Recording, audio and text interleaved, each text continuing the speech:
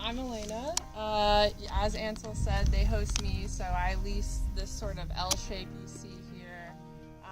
It's a little over half of an acre. And I met the Santosa family at the farm school. Does like a land mixer, and so that's how I met them. And so I feel like that's a cool way to find land if people are looking. Ansel Santosa and my daughter Gwen. So this is our property, and we host Elena here, and we also have a nonprofit farmed animal sanctuary. So this is my second season here. This is actually my seventh season farming. I farmed in Texas, Arkansas, and on Whidbey. Everything is really in transition to fall, so you'll kind of see that things are like switching out. But yeah, so the flower field is right there, and yeah, I wanted to have I didn't want to just be a flower grower. My background's in veggies, and so I like to challenge myself with the flowers. And my goal is just to be as diverse as I can for the CSA, and kind of taking this year to experiment a little bit more on my own, and just decide what I want to grow and what does well in the market. Yeah, so this is all for fall, collards and kale. And yeah, you can see some patches that, is usually snails, slugs, and wireworms or cutworms, but I can only replace them so much, and then you just let it happen. But I find that for me, I have better success transplanting a lot of my things because I can guarantee usually that it has it, that the plant is gonna succeed, and then I always have extras to fill in if something happens. But I feel like if I wait too long for things to germinate, it's was that a bad seed? Was that lack of water? It's just so. But yeah, I direct seed a lot of my greens for sure. I focus on a mustard mix that I custom made from Osborne seeds, so I just selected the seed myself. And then arugula, and I seed arugula and mustards every single week. And then there's radishes, turnip, and I brought spinach back recently.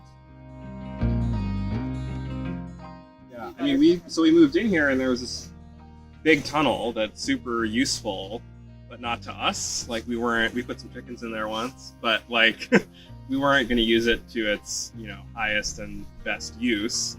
And so we wanted to try to find someone that could. And so we heard about this sort of land swap event at the farm school, and met Elena there, and it was kind of like a perfect fit. So Lauren had the structure already here. The plastic needs to be replaced, but I just haven't gotten to that yet. But it was just all thistle, and so actually it's pretty healthy, honestly.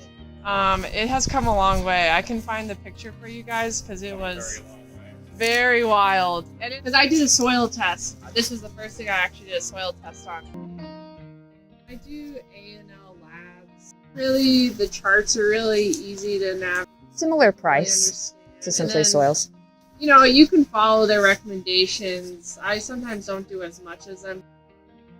But I did the soil test, and it was really high salinity, which usually, Lauren, you can kind of add to it. But it's kind of when, because you want to take plastic off if you can, because it allows the fresh sun and the rain to wash and flush the soil out. And so the issue that I was reading, which was really concerning for me, if you have high salinity, it can cause a chemically induced drought in your plants, which was very scary to me because I was if I put stuff in here, is it all going to die?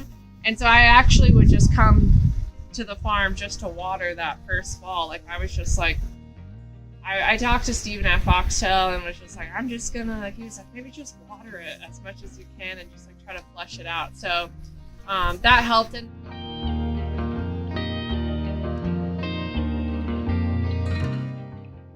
I feel like the biggest lesson is just keeping, having a good person to talk to about your problems. I just feel honestly, it's not even it's the farming, but just keeping mentally to want to keep going. Yeah, so that table is here because I tried to have a space. Last year I was working my other jobs, so I didn't really get to sit and enjoy the farm. So having a nice space in your farm to sit and relax is really nice. So that would be my